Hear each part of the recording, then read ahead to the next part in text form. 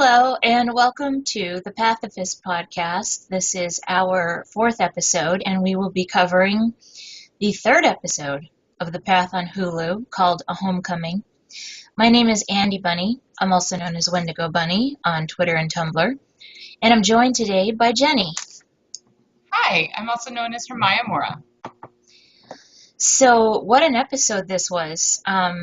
Yeah. We got a lot more backstory this time, and a lot of questions answered. A lot of questions remain, of course, but yeah, it was pretty awesome.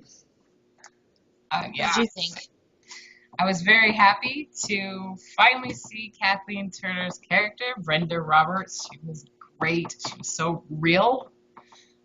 Whenever she was on screen, she had this very intense and complete character about her, Mm-hmm.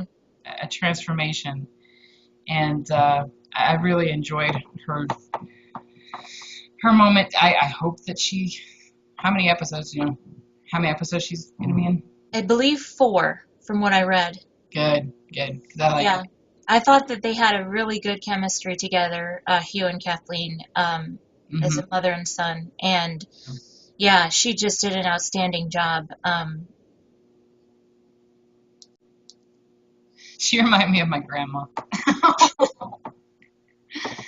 That's a terrible thing to say, but yeah, she really did. She really did. It was an ongoing feeling whenever she was in the scene that this is a real person. This person exists, and it added a lot of depth, I think. So the backstory basically that we got was that Cal's mom and dad both struggle with alcoholism, and Cal's father at some point sort of found his way to Meyerism and tried to get and recovered from alcoholism and took Cal away from her. Yes, And declared an unfit parent. had her declared an unfit parent, and then he eventually left Meyerism. And it's implied that at the point that happened, Cal was old enough to make the decision to stay behind. And it sounds as though Stephen Meyer became a surrogate father to him at that point as well. So now we know kind of where all that came from. And you were right in our last podcast where it sounds as though Stephen Meyer is a real important father figure to Cal. Oh yes, and he's very protective of him. See, Brenda calls him a quack. I mean, the music changes and his face changes. He goes from being kind of subdued and embarrassed about his mother, and come on, Mom, just come on, and then she calls him a quack. Don't talk about him like that. And she doesn't. She keeps calling him that until he bursts into a complete breakdown. Just yell, screaming. There's certain things that really set Cal off, and that's definitely, we've discovered again, one of them is attacking Steve that way. And spitting. His transformation again when he loses it. He's a very tightly wound character, and he represses so much all the time that he's carrying that he can't really share with anyone, and he's kind of a ticking time bomb. And that scene was just amazing to me when he just exploded at her in anger and rage. Yeah, I think he scared himself definitely, and the fact that he then went and drank after 2 years, 37 days of not drinking, of sobriety. That's obviously very telling of what he must have experienced in that moment to be brought down to that level. That Brenda is a big trigger for him, a big problem. And when he's talking to Sarah, who is becoming clear as one of his support systems, it's probably his only support system now that Dr. Meyer is dying. she is talking about, oh, yes, Brenda is a trigger, and Brenda has done so much to you. But one of the first things that he says is, Brenda is a wreck, and I could kill her with just one. Basically, he feels deeply ashamed about, making his mother feel bad, even though she goes out of her way persistently to make him feel bad. One thing that we both did between episodes was read a couple of interviews with Hugh Dancy. Always great to hear what he has to say about his characters. He puts a lot of thought into them and a lot of insight into who they are as people before taking them to the screen, and that is one of the reasons why we admire him so much. And he's a bit of a Cal apologist. He's always an apologist for his characters, but he says that, I think Cal is always striving to act according to the best intentions, which is something I always kind of suspected with him, that he does have that internal moral consistency.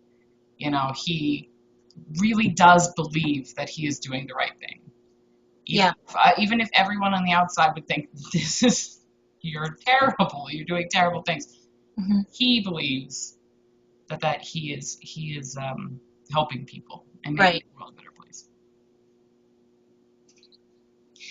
What did you find interesting about the interviews? Well, there was something that I actually edited out of the second podcast that we did, or the third one, and I feel like I wish that I hadn't, but I was doubting myself, and it was something that I suspected. There was an exchange between Cal and Sarah when he was talking about bringing the son of the wealthy businessman to the compound for rehabilitation, and she told him, just tell the parents, I will straighten him out and I will take care of him. I will get their son better, something to that effect. And the way he looked at her, as he's looked at her many times throughout the episodes so far, was with this look of awe and reverence, and as though she is a symbol of purity and almost a mother type of figure to him. And one of the nice things that I think that's a testament to the producers and the camera work that they're doing is that they often portray what the character is feeling through the camera work. And I got the sensation that Cal looks at Sarah as a divine type of, almost Virgin Mary type of figure. And I kind of doubted myself when I was editing the last podcast, but then this episode I really realized, I think that really is who she is to him, that he has her on this pedestal, that she is an ideal of purity and an ideal of what the tenets of Meyerism are for him spiritually, that he aspires to be. And that's why he does lean on her a lot for support and sees her in that respect. I really feel, and then in this interview that we read with Hugh Dancy, he kind of confirms that she is that ideal for him of purity.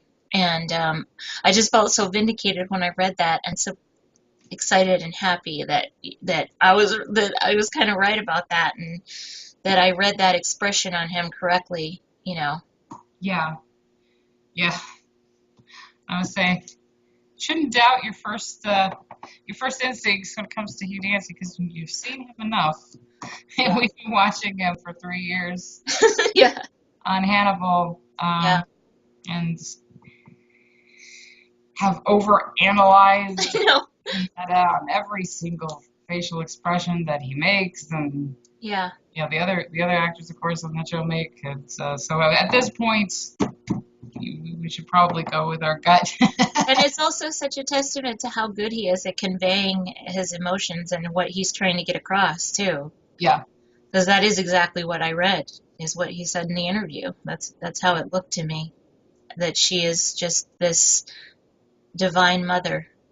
She's a matriarch of the Meyerist movement. So, yeah. believes that she is good. Hugh said that Cal is trying to be good, but he believes that Sarah already is good. Thank you. That's exactly what it was. Yeah. He basically is an ascetic. He denies himself again and again. He sees himself as selfless. When he's talking about Mary, he says that he is drawn to her, but he's committed to loneliness. And Cal has actually been celibate since his teens. And I was wondering if that was possibly something he was trying to do in order to climb up the ladder, be celibate. I think, yes, he wants to advance. I also think that he doesn't trust himself.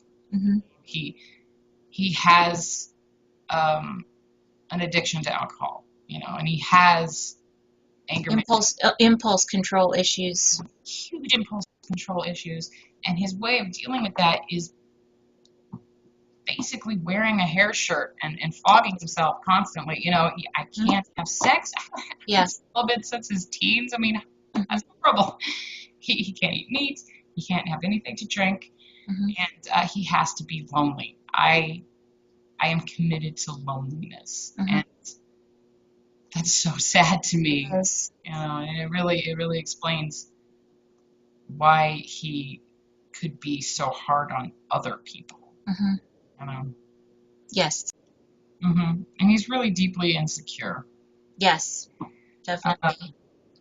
One of the things that I thought was really interesting and I loved in this episode was another tape recording, another tape scene. Yes. His self-help tapes are in the car. Awesome. Yes. I love the self-help tapes. Yeah, there's one part where he is he's driving to his mother's apartment. Driving to his mother's house, yeah, and he's listening to a tape about expressions of dominance in the animal kingdom. And at one point, the woman speaking says, in primate hierarchies, if an individual needs to take over an alpha role all of a sudden, and goes on to say that they're able to adapt, to become more powerful, to undergo an actual physical change in order to become that alpha. And that's what he's going to do, because Dr. Meyer was the alpha, and he has to suddenly take on that role. So he's trying to to undergo this physical change. And throughout the series, he's been doing these nonverbal expressions of power and dominance that she is talking about in the tape. Right. Puffing the chest out, In fact, when he's going to open his mother's door, and he's very nervous. I mean, he's shaking. Yeah. Before he opens it, he puffs his chest out, preparing himself to display dominance and control. And the second she comes in and looks at him, it's gone. He's back to you see his shoulders roll forward. He's back to actually shaking and just a sunken expression, and it's just this. Well, he looks. Yeah, when she looks at him, I noticed he almost looks like a little boy. Yeah. His expression, and God, that's such a powerful moment too, because it just all of us, I think, experience that sometimes. When you're trying to prepare yourself to deal with somebody that you find very intimidating, and then they just strip that away. Yeah. What are nonverbal expressions of power and dominance? Well, in the animal kingdom, they are about expanding. So you make yourself big, you stretch out, you take up space, you're basically opening up. It's about opening up. And this is true across the animal kingdom. It's not just limited to primates. Humans do the same thing. So they do this both when they have power sort of chronically, and also when they're feeling powerful in the moment. And this one is especially interesting because it really shows us how universal and old these expressions of power are. In primate hierarchies, if an individual needs to take over an alpha role sort of suddenly, within a few days, that individual's testosterone has gone up significantly and his cortisol has dropped significantly. So we have this evidence.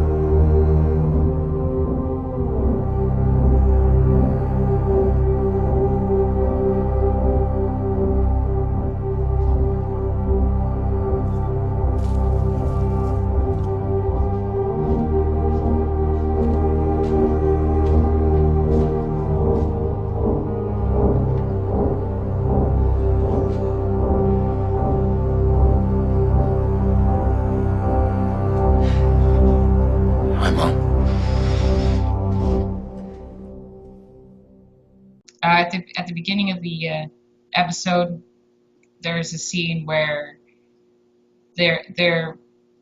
all the tenors, or a few of the elders, are surrounding a dying Dr. Meyer, and they want to pray. And he says, shouldn't we, instead of focusing on what to do in case, and they're upset with him. This woman is visibly upset with him, says, if you're not going to pray with us, then you're no good to us. Right. And so he joins, but it's clear that as they pray for the healing light, he doesn't really deeply believe in the healing light. He believes that Dr. Meyer is going to die and that praying is not helpful. So it shows kind of a lapse in his faith. And another thing that he mentioned in the interview was that Dr. Meyer dying is making him doubt the whole belief system. It is. Because he's supposed to live in the light. He's supposed to be so close to their form of divinity that he should be above physical illness and above these things that plague normal human beings. And the fact that he is subject to this horribly debilitating physical illness that is threatening to take his life is definitely a source of doubt. And they've been praying for him, I'm sure, and he's still dying.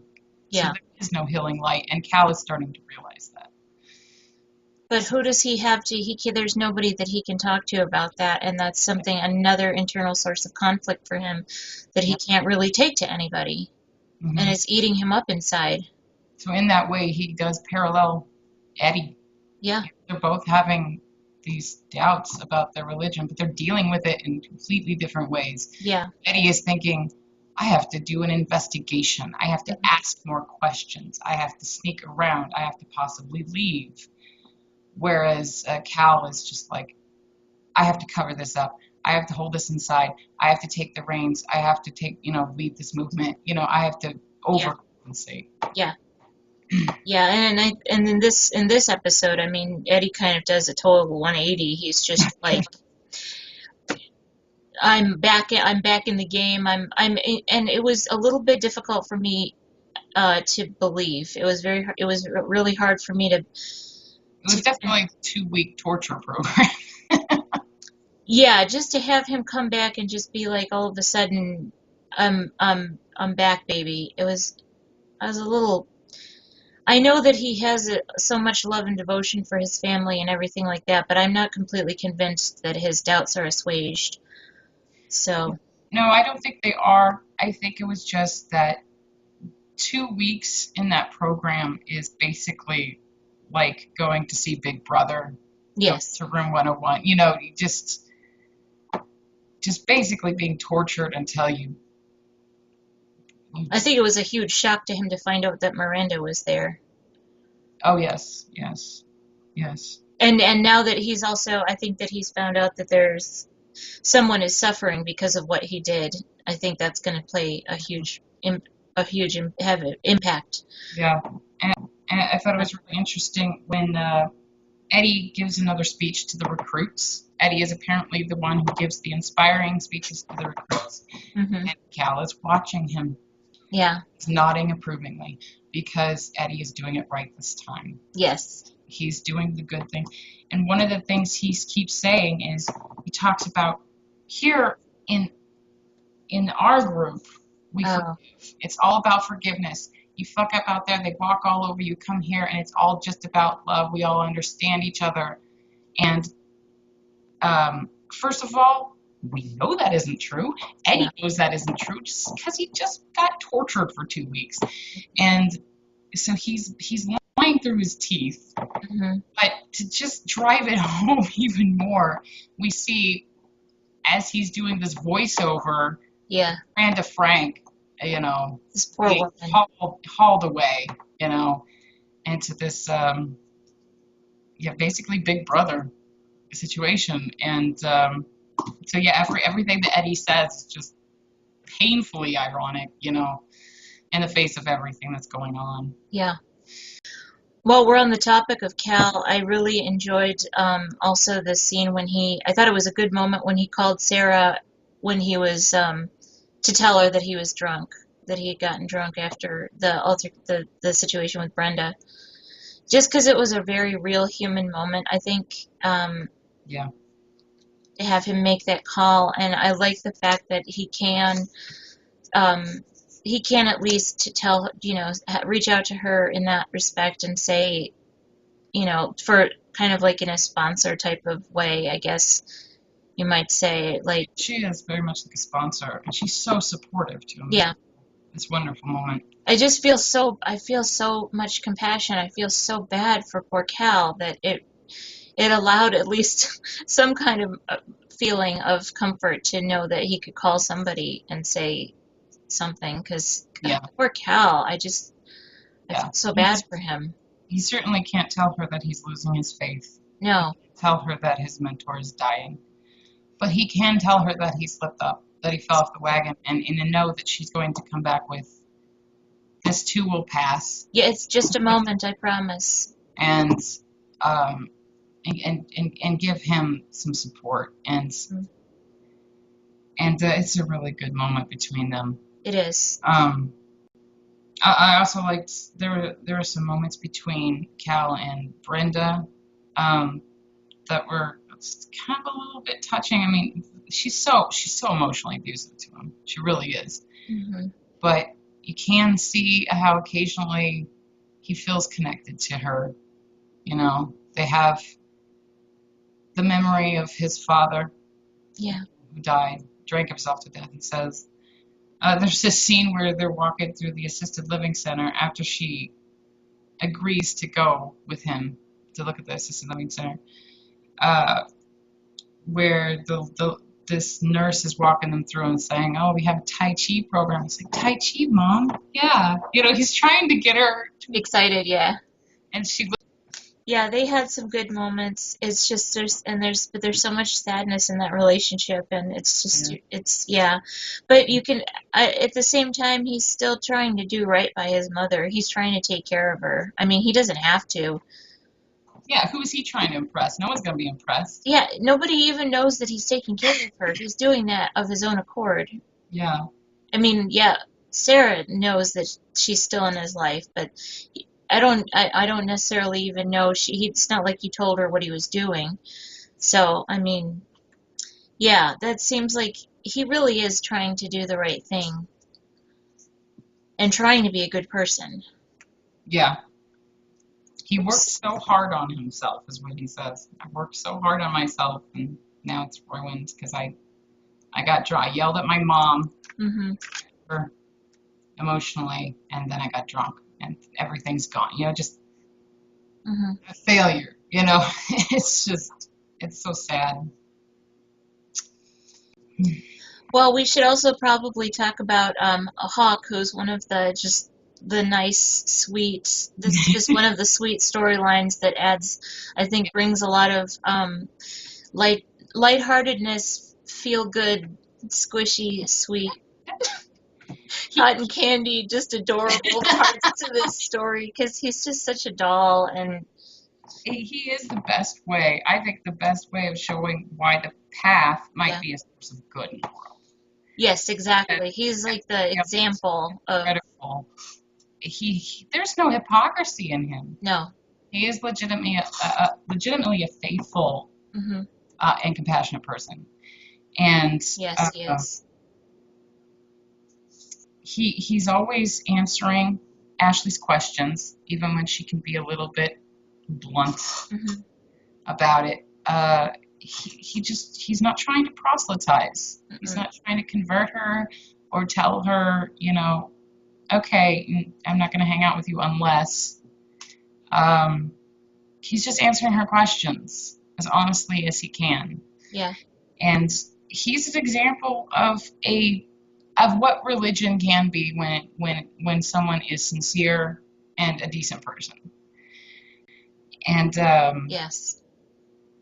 He actually prays. He gets down on his knees and he prays for the path to show him the light, show him the way of light, of right. There's so much sincerity in his heart, and his heart is so pure as far as his intentions. He doesn't have, his motivations are coming from such a good place. Yeah. And incoming, one of the cutest, sweetest scenes. Yeah. It's just so sweet. So heartwarming and so, just sincere and, She's had her electricity turned off because her mother is going bankrupt. And she's showering at school. They don't have any power. It's so sad.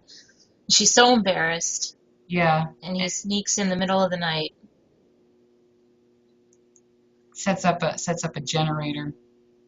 Which is, first of all, he's clever. He's clever enough to set up a generator to a complicated system. And secondly, it's so helpful. It's not just a way of evangelizing or it is a genuinely helpful gesture. Mm-hmm. And he doesn't wait to be thanked. He just runs off. He just turns their power on and runs off, and it's so cute. More than one person in the reviews that I was reading referenced Say Anything, the movie from the 80s, when John Cusack's character holds the little speaker box over his head. But this is even better than that, though. This is way better. It's actually helping. This is useful. Exactly. It's not a romantic gesture. No. For the sake of being a gesture. Yeah. It's something that she needs, mm-hmm. and he knows that she needs, and it's for her. It's to better her life, not to like me better and, go out on a date with me or come join my religion. No, it's just, you need light. Here's light. Even when they're having the conversation about it's the conversation about God and prayer, and mm-hmm. It's not heavy-handed. It's not pressure. Like, there's no pressure behind it. He's just answering her questions and not putting any expectations on her, which it's such an honest conversation, and it's so charming and sweet. I think that Kyle Allen is just a very impressive actor. He's playing this character. Obviously, he's a very good-looking, attractive young man, but he's playing such a believably awkward and sheltered, sincere young man. Mm-hmm. That it really is. He's doing an outstanding job. Yeah, I have to applaud him. He's probably so far the most thoroughly decent character in the show. Yeah. And now, of course, that brings me to want to discuss Sarah. Yes. And Mary. Yes. The pure matriarch goes to speak with Miranda Frank, and suddenly goes from being the mother of light to mm-hmm. being just the dark side of what religion can be. Yep. Which is judgmental, chastising, and completely lacking in empathy. And eventually, when she sees her again, when it really dawns on her how much in trouble her marriage is, she goes to see her and calls her a whore, says, "You are nothing." Mm-hmm. And then gives her some juice. She gives her a bottle of juice that she brought in, mm-hmm. and says, "You're going to stay in here until you finish the program. Drink up." And then leaves and slams the door.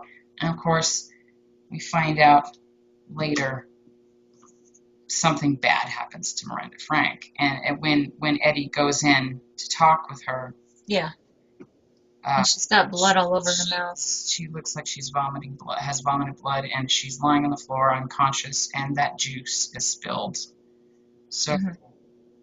What did you do, Sarah Lane? Yeah. And there was a moment in the second episode where she was questioning him. She was saying, I do know you, Cal. You're seizing an opportunity. Mm-hmm. And it shows that occasionally she does see Cal as being overly ambitious. She did think that he was, when they were young teenagers together, that he was not the person who would be capable of loving a person because he needs too much. So she does see him, but she does also have a tendency to be swept away by him, and every now and then does get those stars in her eyes. And she believes that he is basically the chosen one, Yeah. So I think that Cal needs her as much as she would need him if she would need to cover up some kind of murder. Yeah. Yeah, we were also talking about the scene they threw in with speaking of covering up murder, with Abe Gaines and Mary Cox's father. That was kind of a odd, It's really confusing. Yeah, that was just came in out of nowhere. So Abe Gaines goes to visit Mary's father in the hospital, and it did, like you mentioned, it seemed as though they forgot something. They maybe shot a scene and then edited it for time. I don't know, but there was something really... He just showed up at his bedside, and he's just like, "What about that, bastard that... Why haven't you thrown him in jail? Why don't you... What's so hard about just throwing him in jail?" And Abe is just like, "Well, do you want him in jail overnight, or do you want him in jail for 30 years? And I'm like, 30 years? What? On what? On what charges? What? I don't understand. He's creepy. You can't arrest someone for looking creepy. I know. I mean, so I'm not really sure where I feel like that was intended to ramp up some tension, but seemed like it was out of nowhere, and it was a little confusing. They needed a scene where Abe Gaines discovers something that Cal is doing that actually might send him to jail for 30 years. Yeah. They needed a scene where he is able to connect the man who beat Mr. Cox to Cal Roberts, because otherwise, how would he know? How does Mr. Cox know who beat him? Did he see him on TV? Did he call the cops after that? All this just doesn't make sense. It was like a complete jump from, hey, I'm going to take a look at what these weirdos are doing. They seem a little suspicious too.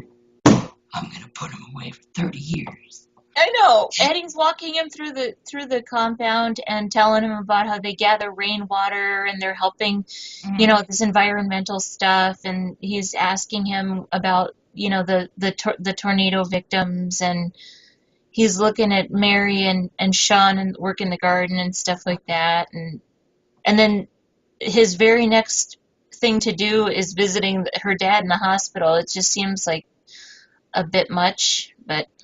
Yeah, and how did he put all this stuff together? I did really like the scene where he's talking to Richard, who is played by... what was the actor's name again? Clark Middleton, who is amazing. He's great. I love this guy. Yes. Richard is really good at playing the psychiatrist who's extremely intimidating and oh my gosh, he's really scary. I would be so intimidated if I were in that interview chair being interviewed by him. I just think, Clark Middleton is a very good actor. He's definitely nailing that role. That kind of the guy in charge of therapy. Yeah, where he's just screaming at Eddie, and then of course in this where he's got that recorder going, and of course they had to pick this really old-fashioned recorder that was so McCarthy era shit. Yeah, exactly. Like, what's with the recorder? Who has a better memory than I do? I'm like, oh, okay. But Abe, he knows what to say. He lets those little the rims of his eyes get a little moist when he's talking, and it's like, nailed it. So trying to get people to trust him. So I probably would have held off on the making the promises to the father thing, since he doesn't really seem to have that information yet or any reason to feel that way. But they might. He's got my little girl. Like, what? She's not a little girl. She's not a little girl. She's a grown woman. There is no evidence that they've kidnapped her or that they're holding No. her against her will. He looked right at her. She's not under any duress. She looks completely healthy. She's off drugs. I mean, what? Yeah, there's no reason to think that anything untoward is happening unless he's got some kind of past history with cults. But again, maybe we should know that, or else it would be that seems just too confusing at this point to put it in. Hold off on it, or give at least some kind of hint as to why it got to that point so quickly. Do they have a history of other missing persons? Do they, like, other people that have gone missing and then they've never been heard from again, or missing bodies or crimes or something like that? Then maybe we might have something to go on, but yeah. At this point, it just felt really weird. Have other things gone wrong in those rehab rooms? Yeah, that could be a reason. Yeah, that could be. It's like when we were talking about the actor, Kyle Allen is able to seem like this sheltered, religious kid and still be likable about it. And I think Michelle Monaghan does give off the aura of being a motherly and full of light and comfort, even though most of what we've seen her do is pretty hypocritical. Yeah. In those few moments we're given where she shows tenderness, like in her conversation with Cal, we're given that impression of her, you know, because when you're trying to put so much into these initial episodes, it's hard to get a nuanced impression of a character. Mm-hmm. And so I think that they, in a way, do have their work cut out for them, and they're doing an excellent job. Yeah, the fact that Michelle Monaghan has done so many kind of awful things, but she's still such a likable character is a testimony to what a great actress she is. Yes. I mean, it would be preferable if they didn't have to right off the bat show her as a hypocrite, if we were able to get to know her better first. Mm-hmm. But they're doing okay. I think the Path is doing a good job, because part of it is the actors that they've gotten are able to show intense drama, Mm-hmm. Even if it might not, even if it's abrupt, Mm-hmm. and if it's introduced perhaps a little too early. They have the talent to make it seem very realistic. So in episode 3, we find out that this character has a mom who is alcoholic and emotionally abusive. Ordinarily, that quickly, it would just be like, you don't know this guy, who cares? But I think if it was pulled off by lesser actors than Kathleen Turner and Hugh Dancy, it would not be as effective. But each of them made, I think both Hugh and Kathleen were able to draw the audience in and give the characters, humanity, and made us connect with them, Mm-hmm. and relate to them. Yeah. And feel compassion. To ground the drama, And you can understand Cal is trying to do the right thing for her. It's a very human emotion, and something that you can connect with, and he conveyed that very well. Mm-hmm. Mm-hmm. It's like when we were talking about the actor, Kyle Allen is able to seem like this sheltered, religious kid and still be likable about it. And I think Michelle Monaghan does give off the aura of being a motherly and full of light and comfort, even though most of what we've seen her do is pretty hypocritical. Yeah. in those few moments we're given where she shows tenderness, like in her conversation with Cal, we're given that impression of her, you know, because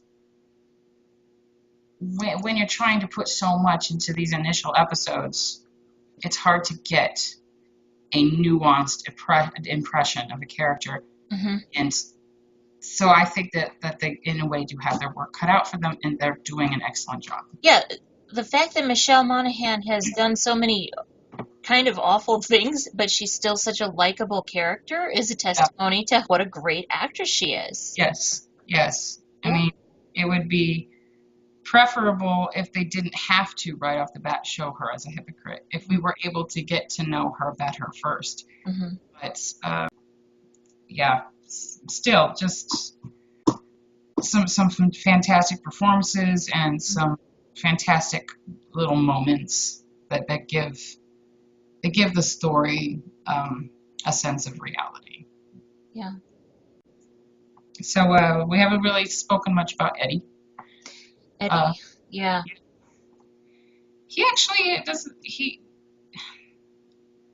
His role in this is mostly one of being completely defanged. In this episode, he's trying to connect with his wife again. Literally, they do a connect, and it's not working. Her walls are still up, and he can't get any information because he's not 7R. This whole rung system is ridiculous. There's this moment where Allison shows up. Well, first he talks to her like they were having an affair. Yeah. There is no us. There is no us. Over. I lost my wife. If anyone was overhearing that conversation, boy, would it sound guilty. They would sound like they were having an affair. Yeah. Which I think is purposeful. Yeah. Because I think, like we mentioned before in an earlier podcast, the greater betrayal is his lack of faith. Yes.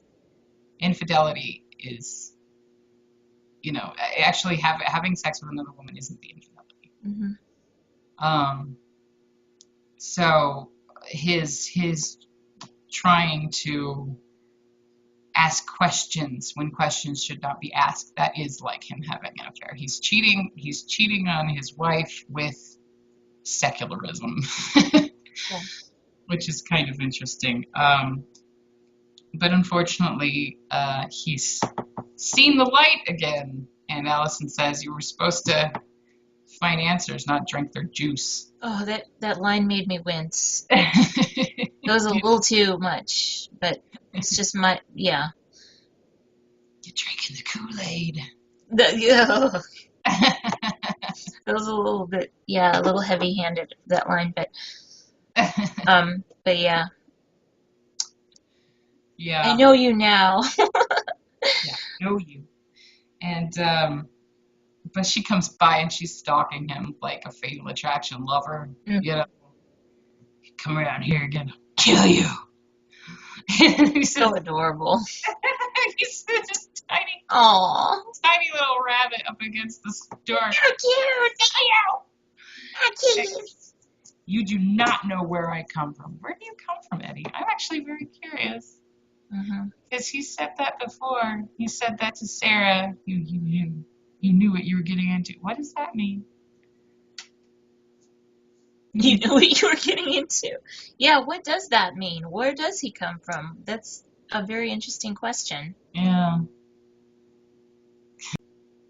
I think that brings us to the final scene. Well, there's the second to final scene, of course, where Eddie finds out that Miranda Frank is dead or dying. Yeah. He probably has no idea why at this point, but I imagine it's not going to take a lot to put it together. Yeah, he's going to see the signs that I mean, there's like we were talking about when we were speculating who gave about the juice. Mm-hmm, mm-hmm. There's no one else that really has that kind of motivation to have done that. Right. And she physically brought in that bottle Yeah. and gave it to her. Mm-hmm. So if it was in fact, and what else would have killed her? Yeah. I feel like that scene was shot to show this bottle lying, spilling on the floor. The smoking gun. She probably poisoned her, and that's just, wow. Sarah, jeez. But the funny thing about that is, while Eddie is freaking out and screaming, and it's like, right before that, Sarah is sitting in her office, and she just looks catharsis. I mean, she looks like she feels so much better. Yeah. Like she's back to herself again. What is, wow. Wow, Sarah, wow. Yeah, it's pretty dark. Damn. Which is like, I'm always more interested in the characters who are capable of doing horrible things. Yeah. But Cal comes in, and this is directly after he had a really just bad day. Cal's bad day. Terrible, no good, very bad day. Poor baby, yeah. His mother, who knows how to get under his skin, she's just, she's so cruel. She said that he's just gonna keep coming back. This is who you are. You're a drunk. You're white trash. You belong. The sooner you accept it, the easier it's gonna be. Yeah. So you can pretend, but basically tells him that that's his fate. His fate is to be dying in an awful place with his mom, who abuses him. And right after that, that's when he makes the decision. Right. I'm going to take the control of my own life and be who I want to be. Mm-hmm. And goes to tell Sarah. And her response isn't cynicism, and it isn't suspicion. It's this glow on her face saying, "It's you. Mm-hmm. It's always been you. You're the one." And, I loved Hugh's performance in that scene of how nervous he was when he was telling her this information. How he was so shaky and so nervous and almost intimidated to be telling her this, and it was just so. I never cease to be amazed with his skill, just at the way he does these scenes, because he legitimately seemed scared to tell her. Oh yeah, he was stammering, and he had a little bit of a shakiness to him. Yeah. Just like, I have to tell you this thing, but he can't tell her that he's dying. Yeah. And of course, she's completely supportive of him. Oh, we didn't talk about it, but it was also a rather humorous, I thought, moment between Sarah's father and Eddie talking about, "Ain't nobody better hurt my little girl," which I thought was just the most non-threatening. In the most passive way, he's just like, "I won't be so compassionate to people who hurt my daughter." And it's just like, I just want to take the pain out of my little girl's eyes. And it was just, that dude is just so, like, he is baked 99% of the day. Why every time when I see him do I think of, from Arrested Development? Yes. Oscar Bluth? Yes, Oscar Bluth. Think of those episodes in the last season where he's in those sweat lodges. Yeah. Yeah, he's so chill. He is so chill. You couldn't ask for a more chill father-in-law, man. But, sitting there listening to your father talk to you about, or your father-in-law talk to you about new flesh being tempting, it's like, oh, God, he's so, and Eddie is just like, oh, God, this is hell. Please. Make it stop. Oh, God, this is disgusting. Flesh. Oh. It's not So really gross. He's trying to say it's not really like that, but okay. God. All these people. Yeah. Yeah, I know. Her parents are hilarious. They're really funny. Yeah, they're great. The mom saying, denial is a comfy house, but it's made of glass, and when it shatters. But she's talking about Miranda Frank, who's absolutely telling the truth. It's another one of those quotes where it's like, who is this in reference to? Obviously, she was not in denial about those accusations. I know. I feel so bad for her. God, I'm sure we all do, but man, yeah. Yeah. Last thoughts? I just want to know I want to know whose blood is on Cal's hands, and I want to know who they're burying. Well, we were looking very closely at the bloody hands. It kind of looks like the arm of a man, maybe. Well, yeah, it does look like the arm of a man. And clearly that's Cal with blood all over his hands, but it's not obviously clear if he's the one that did something. But I want to know who they're burying, and I want to know whose blood's on his hands. And at this point, I'm thinking. At first I thought it was Mary's dad. Then I thought it was Miranda. But now I'm back to thinking it's Mary's dad again. But it could be somebody else. Who do you think it is? Well, the blood thing, I have no idea. I'd have to look at the pictures more closely. I see like what looks like a wooden bracelet, and it almost looks like one of those prayer bead bracelets. No. Oh.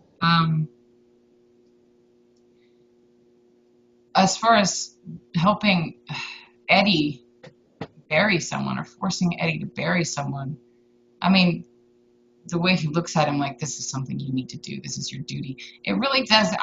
I would guess, and I could be totally wrong. I'm putting myself out there with this. I would guess that it's probably Miranda Frank. That's what I think too, because they would both have a motivation to protect Sarah. Yeah.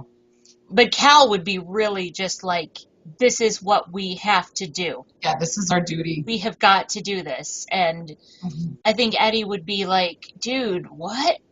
I think Eddie would be more doubtful about it and more inclined to resist. Yeah. But Cal would be like, no, we have to do, this is what we have to do. Yeah. I mean, I think Eddie would do anything for his wife. Yes. But he's going to be emotional about it. He's going to be reticent. He's going to feel awful. Cal is going to be determined, and he's going to do that thing he does, which is put on his mask and his ability to shut out, his emotions and just focus on the task. Right. Sort of that meta psychopath. Yep. And we are both greatly looking forward to we are. Looks like it's going to be good. Yes. Awesome. So sounds like we have another great episode in store for us next week. Yep. Cool. All right. Well, we will. Wednesday early in the morning, depending on your time. Huh? Tuesday very late at night. Wednesday very early in the morning, depending on your time zone. I know for me it was 11 p.m. Central. It's 11 p.m. Central. It's 9 p.m. Pacific. Yeah, because I'm a little brat because I'm in California and everything happens early here. Yeah. All right. Well, we will see you next week. Thanks, everyone. Thank you. Bye.